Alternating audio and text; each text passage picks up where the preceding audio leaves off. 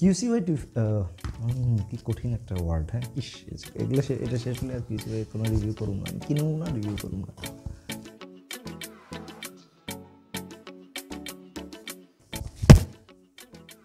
এটা হচ্ছে QCY T5।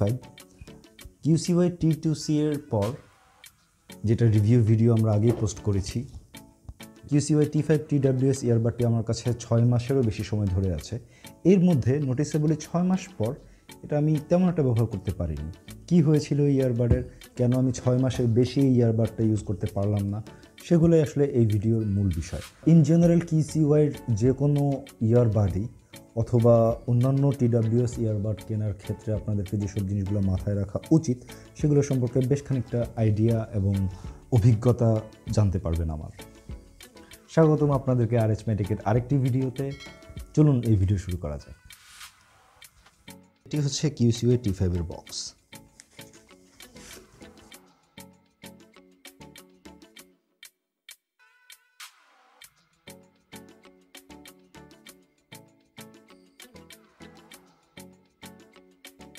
QCY T5 এর ক্লোজ আপ ভিউ যদি আমরা দেখি, এটা ট্রান্সলুশন লিড, ক্লোজিং ওপেনিং মেকানিজম, এটি স্প্রিং এবং বেশ ভালোই, চট করে পড়ে যাবে না, বেশ শক্ত।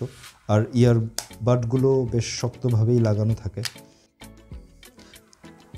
এই ইয়ারবাডগুলোর এই অংশটা টাচ সেন্সিটিভ। এটা সামনের দিকে আছে দুটো LED, আর অপর পাশে আছে চার্জের জন্য USB 2 পোর্ট, যেটা একটু বুমার। চার্জে লাগানো মাত্রই LED জ্বলে উঠছে। আর চার্জ হওয়ার সময় ইয়ারবাডগুলোতে লাল রঙের LED জ্বলছে, আর চার্জ ফুল হয়ে গেলে, যেমন লেফটেরটার চার্জ ফুল হয়ে গেছে, সেক্ষেত্রে LED সবুজ থেকে কিছুক্ষণ পরে নিভে যাবে। তো QCY T5 এর প্রথমেই হাতে নিলে যেটা দেখা যায়, এটা একটা প্লাস্টিকের তৈরি একটা ইয়ারবাড, এবং ব্যাটারি প্যাকটিও প্লাস্টিকেরই তৈরি, এবং ব্যাটারি যে লিডটি বেশ পাতলা, এবং এটা আমার কাছে QCY T2C এর ইয়ারবাডের চেয়েও উইকার মনে হয়েছে। চার্জিং ডকটি বা ব্যাটারি প্যাকটি এটি কম্প্যাক্ট, অ্যাটলিস্ট অনেক ইয়ারবাডের ব্যাটারি প্যাকের চেয়েই কম্প্যাক্ট, যদিও সবচেয়ে কম্প্যাক্ট অবশ্যই এটা না। আর বেশ সহজেই হাতের মুঠোয় ঢুকে যায়, এবং এটা বেশ কমফোর্টেবল। পকেটে এক কোণায় পড়ে থাকে, তেমন একটা এটা নিজের অস্তিত্ব জানান দিতে থাকে না। QCY T5 এ রাবারের ইয়ার টিপ দেওয়া আছে, যেটা আসলে নয়েজ ক্যান্সেলেশনের জন্য বেশ খানিকটা সাহায্য করে। আমি অবশ্যই সবসময় রাবার ইয়ার টিপ প্রেফার করি, এটা কানে মোর কমফোর্টেবল। QCY T5 এর প্রত্যেকটা ইয়ারবাডে দেওয়া আছে 40 mAh ব্যাটারি, এবং যে চার্জিং ডকটি বা ব্যাটারি প্যাকটি, সেটার ভিতরে দেওয়া আছে 380 mAh ব্যাটারি। এই QCY T5 এর চার্জিং ডক, সেটি ফুল চার্জ হতে 2 ঘন্টার মতো লাগে। আমি যদি স্টেরিও মোড ইয়ারবাডগুলো চালাই, আমি অন্তত 4-5 বার ফুল চার্জ করতে পারি ইয়ারবাডগুলো থেকে, 5 বার না হলেও 4 বার অন্তত। আর যদি আমি একটা একটা করে ইয়ারবাড চালাই, তাহলে আমি অন্তত 8 থেকে 9 বার ফুল চার্জ করতে পারবো এই চার্জিং ডকের ব্যাটারি প্যাক থেকে। তো আমার যেই বাস্তব অভিজ্ঞতায়, সেখানে আমি যেটা পেয়েছি যে প্রত্যেকটা ইয়ারবাড যদি আলাদা আলাদা চালাই, তাহলে আমি ব্যাটারি ব্যাকআপ 4 ঘন্টার আশেপাশে পাচ্ছি। যদি স্টেরিও মোডে 2টা ইয়ারবাডই চালাই, তাহলে 3 ঘন্টার খানিকটা বেশি আমি ব্যাটারি ব্যাকআপ পাচ্ছি, যেটা যথেষ্ট। 3 ঘন্টার বেশি ব্যাটারি ব্যাকআপ একটা TWS ইয়ারবাড আমি সবসময় অ্যাপ্রিসিয়েট করি। একটা বাজেট ইয়ারবাড, এটাও মাথায় রাখতে হবে। QCY T5 ইয়ারবাডটি IPX4 রেটেড, মানে হচ্ছে স্প্ল্যাশ ওয়াটার বা ছোটোখাটো পানির ঝাপটা এগুলোতে তেমন কিছু হবে না ইয়ারবাডটির। আর QCY T5 সাপোর্ট করছে AAC সাউন্ড কোডেক, এটি aptX সাপোর্টেড না। QCY T5 এর কন্ট্রোল নিয়ে কথা বলা যাক। QCY T5 পেয়ারিং করতে হলে ইয়ারবাডগুলোকে ব্যাটারির প্যাক থেকে বের করে ফোনের ব্লুটুথ অন করতে হবে। অটোমেটিক্যালি ফোন এই ইয়ারবাডগুলোকে রিকগনাইজ করে নেবে। আর এই ইয়ারবাডটার একটা ভালো জিনিস হচ্ছে, এই ইয়ারবাডটির কোনো মাস্টার বা স্লেভ নেই। আপনি যে কোনো ইয়ারবাডই যে কোনো ডিভাইসে যে কোনো সময় কানেক্ট করতে পারেন, আবার এটাকে আপনারা ইচ্ছা মতো স্টেরিও মোডে কানেক্ট করে ফেলতে পারবেন। কোনো ধরনের ইস্যু ক্রিয়েট হবে না, যেটা অন্য কিছু ভার্সনে আমরা TWS দেখতে পেয়েছি। সো এই ইয়ারবাডটির কোনো মাস্টার বা স্লেভ নেই, এটা অনেক বড় একটা বেনিফিট, যেটা আমার জন্য অনেক হ্যান্ডি ছিল। সো এই ইয়ারবাডের যেই গোল অংশটা আছে, ইয়ারবাডের মাথার টাচ করবেন, তখন ইয়ারবাডগুলো কন্ট্রোল করা সম্ভব। তো তো টাচ কন্ট্রোলগুলোর মধ্যে যে ফিচার আছে তা হচ্ছে প্লে পজ, অবভিয়াসলি যে কোনো ইয়ারবাডকে ডাবল ট্যাপ করলে গান প্লে বা পজ হবে।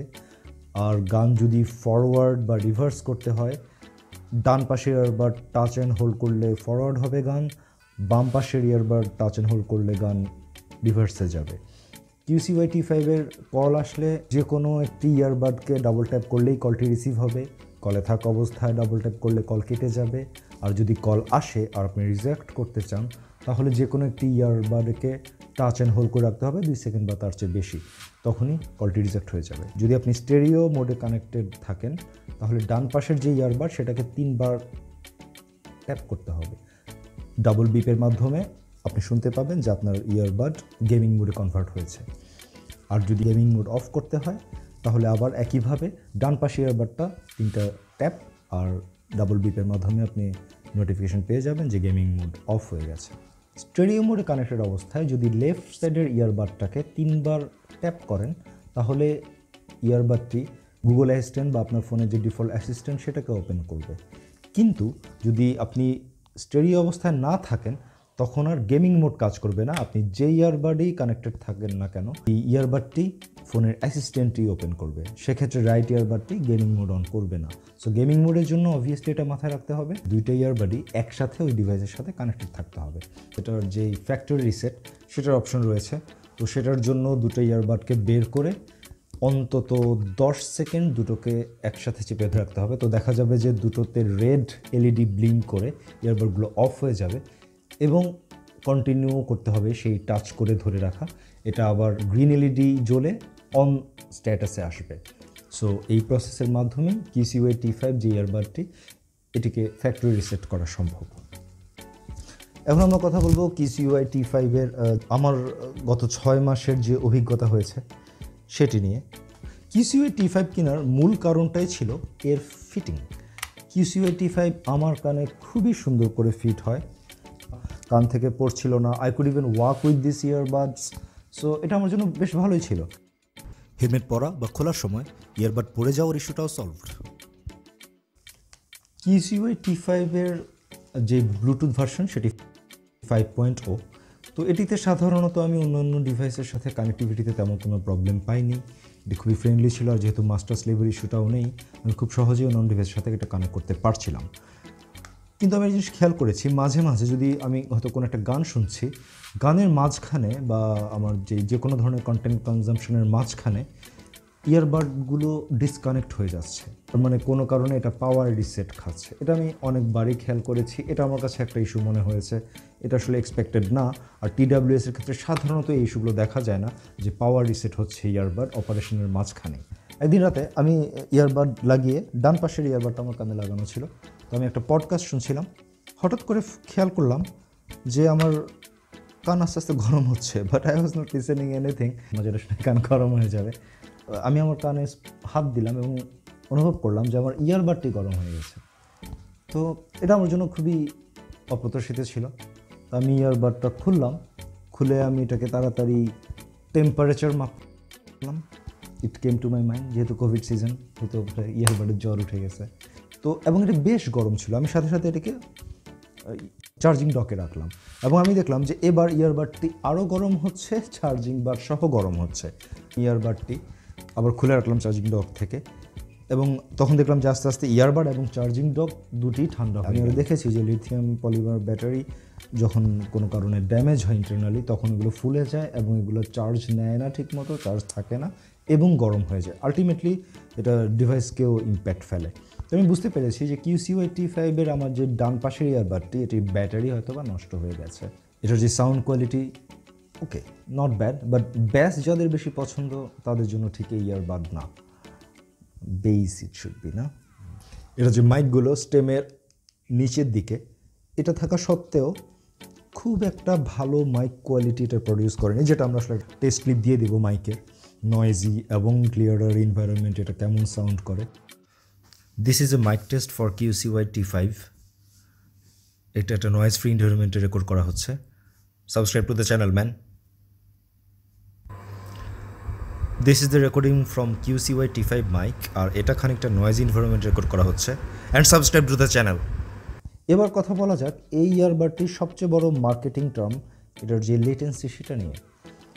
আমি এটা দিয়ে পাবজি বা অন্য এই ধরনের অনলাইন সেন্সিটিভ কিছু গেম ট্রাই করেছি।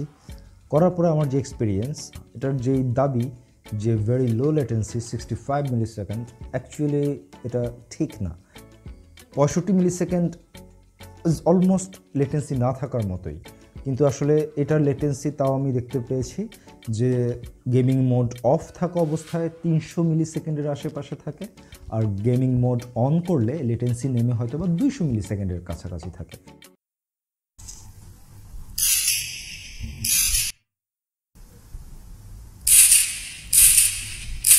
সো দিক হারাবেন না, 65 মিলি সেকেন্ড আসলে খুব সত্যি দাবি প্রমাণিত না।